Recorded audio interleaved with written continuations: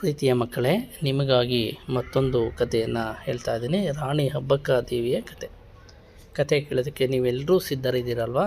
ನಾನು ಕಥೆಯನ್ನು ಹೇಳೋದಕ್ಕೆ ಶುರು ಮಾಡ್ತೀನಿ. ಎಲ್ಲರೂ ಸಹ ಕತೆ ಮಧ್ಯ ಹ್ಞೂ ಅಂತ ಹೇಳ್ತಿರ್ಬೇಕು. ಯಾರೂ ನಿದ್ದೆ ಮಾಡಬಾರ್ದು. ಕೇಳ್ತಿದ್ದೀರಲ್ವ ಕತೆ? ಸರಿ ಮಕ್ಕಳೇ, ಒಮ್ಮೆ ಉಳ್ಳಾಲ ಎಂಬ ಸುಂದರ ಊರಿನಲ್ಲಿ ರಾಣಿ ಅಬ್ಬಕ್ಕ ದೇವಿ ಎಂಬ ಧೈರ್ಯವಂತ ರಾಣಿ ಇದ್ದಳು. ಅವಳು ತನ್ನ ಜನರನ್ನು ತುಂಬ ಪ್ರೀತಿಸುತ್ತಿದ್ದಳು. ನೋಡಿ, ಈ ಚಿತ್ರದಲ್ಲಿರುವವರೇ ರಾಣಿ ಅಬ್ಬಕ್ಕ ದೇವಿ. ಅವ್ರ ಕಥೆಯನ್ನೇ ನಾವು ಇವತ್ತು ಕೇಳೋದಕ್ಕೆ ಹೊರಟಿರುವಂಥದ್ದು. ಆ ಸಮಯದಲ್ಲಿ ರಾಣಿ ಅಬ್ಬಕ್ಕ ದೇವಿ ಇದ್ದಂಥ ಸಂದರ್ಭದಲ್ಲಿ, ಅಂದರೆ ಸುಮಾರು 16ನೇ ಶತಮಾನ, ಆವಾಗ ಪೋರ್ಚುಗೀಸರು ಭಾರತದ ಮೇಲೆ ದಾಳಿ ಮಾಡ್ತಾರೆ. ಅವರು ಉಳ್ಳಾಲವನ್ನು ಹಿಡಿಯಲು ಪ್ರಯತ್ನಿಸಿದರು. ಆದರೆ ರಾಣಿ ಅಬ್ಬಕ್ಕ ಅದನ್ನು ಒಪ್ಪಲಿಲ್ಲ.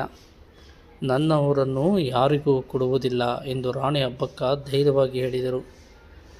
ನೋಡಿ, ಆ ಅಬ್ಬಕ್ಕ ದೇವಿ ಸತತ 40 ವರ್ಷಗಳಷ್ಟು ಹೋರಾಟ ಮಾಡಿ ತನ್ನ ಊರನ್ನು ರಕ್ಷಣೆ ಮಾಡಿದರು. ಉಳ್ಳಾಲವನ್ನು ರಕ್ಷಣೆ ಮಾಡಿದರು. ಉಳ್ಳಾಲ ಅವರ ರಾಜಧಾನಿಯಾಗಿತ್ತು ಮಕ್ಕಳೇ.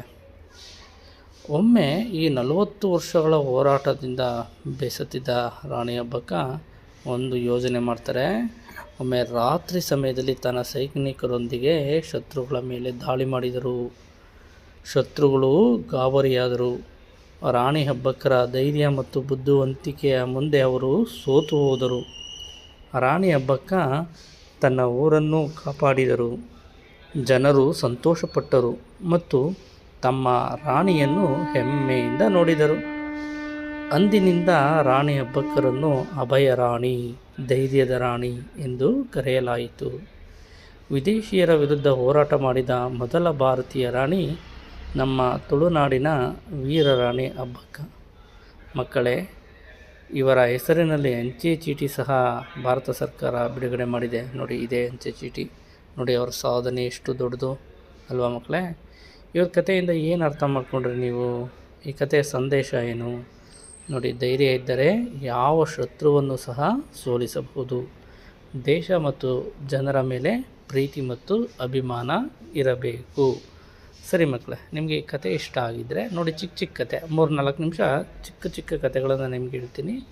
ಆ ಕತೆಗಳು ನಿಮಗೆ ಇಷ್ಟ ಆದರೆ, ಮತ್ತು ಈ ಕತೆಗಳನ್ನು ಇನ್ನೊಂದಷ್ಟು ಕತೆಗಳನ್ನು ಹೇಳ್ತಿರ್ತೀನಿ, ಅದು ಕೇಳಬೇಕು ಅಂತಂದರೆ ಸಬ್ಸ್ಕ್ರೈಬ್ ಮಾಡಿ ಮತ್ತು ಕತೆಯನ್ನು ಲೈಕ್ ಮಾಡಿ.